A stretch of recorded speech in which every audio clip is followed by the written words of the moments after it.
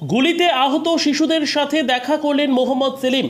মুর্শিদাবাদ লোকসভা নির্বাচনের পরের দিন অর্থাৎ বুধবার সকালেই ভগবানগোলা বিধানসভার রানীতলা থানার অন্তর্গত হোসেনাবাদ গ্রামে গুলিতে আহত হয় 3 শিশু সহ এক যুবক। শনিবার দুপুরে গুলিতে আহত শিশুদের বাড়িতে গিয়ে তাদের সঙ্গে দেখা করলেন মুর্শিদাবাদ লোকসভার কংগ্রেস সমর্থিত সিপিআইএম প্রার্থী মোহাম্মদ সেলিম। গুলিতে আহত শিশুদের পরিবারের সঙ্গে কথা বলেন মোহাম্মদ সেলিম। মোহাম্মদ সেলিম বলেন, তৃণমূল কংগ্রেস নেতারা চেষ্টা করেছিল নির্বাচনের দিন অশান্তি সৃষ্টি করার, তাতে সফল না হয় তারা সামান্য বিষয় নিয়ে ঝামেলায় গুলি নিয়ে এসে অশান্তির পরিবেশ তৈরি করেছে।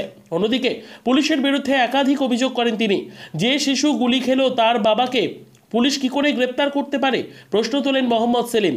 আরও কি বললেন শুনবো বিস্তারিত। রানীতলা থেকে ইব্রাহিম শেখের রিপোর্ট, খবর 24।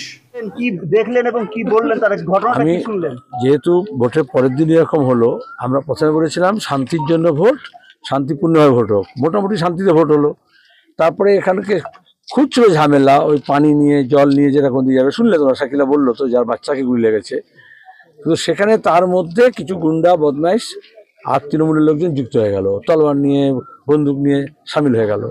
ওরা ভোটের দিনে ব্যবহার করতে চেষ্টা করেছিল, করেনি বলে পরে কোথাও বোমা ফাটাচ্ছে, কোথাও আগুন লাগাচ্ছে, কোথাও এই গুলি চালিয়েছে। তো সেদিন আমি আমাদের লোকজনকে বলেছিলাম, তারা হাসপাতালে গিয়েছিল। ছড়রা গুলি ছিল বলে মারাত্মক কিছু হয়নি, কিন্তু যা কিছু হতে পারতো। এবং এখনও মানুষের মধ্যে একটা ভয় দেখানোর জন্য পুলিশের সামনেই পুলিশকে রেখেও এই গালি গলা যেসব চলছে।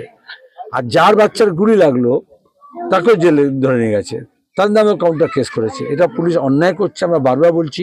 পুলিশ এসপির কাছে গিয়েছিল জামিল মোল্লা, আমাদের পার্টি সেক্রেটারি, আবার যাবে তারা। যে যারা আক্রান্ত হলো আর যারা আক্রমণকারী, দুটোকে এক করবে কেন? পুলিশ আক্রান্তের পাশে থাকবে না কেন? এবং এখনও এই হুমকি হামকা বন্ধ করতে হবে। তাহলে কিন্তু তোমার গিয়ে তৃণমূল যদি মনে করে এখনও তাদের এরকম গুন্ডামি বদমাশির সময় আছে, তাহলে ভুল করছে। এরা বুঝতে পারছে না যে তোমার গিয়ে এইসব দিয়ে অশান্তি করে সন্ত্রাস করে বেশি দিন টিকে থাকতে পারবে না। মূল অভিযুক্তকে তো গ্রেফতার করেছে বলছে পুলিশ। তারপরে কি হুমকি আমাকে কারা দিচ্ছে? এক, আর পুলিশের কথা কোনো শুনবে না। পুলিশ কাকে ধরে আর কাকে আমরা জানি না। কত লোকের পানি কেস, মিথ্যা মামলা, গাঁজা কেস কত লোককে দিয়েছে, আর কত স্মাগলারদের বাড়িতে রেখে দিয়েছে। ওসব পুলিশের কথা শুনে লাভ নেই। তৃণমূল অভিযোগ করছে যে সিপিআইএম এর যারা সমর্থন করছে তারাই প্রথম দিন বোমা মারার চেষ্টা করেছিল। বোমা শুনেছো তুমি?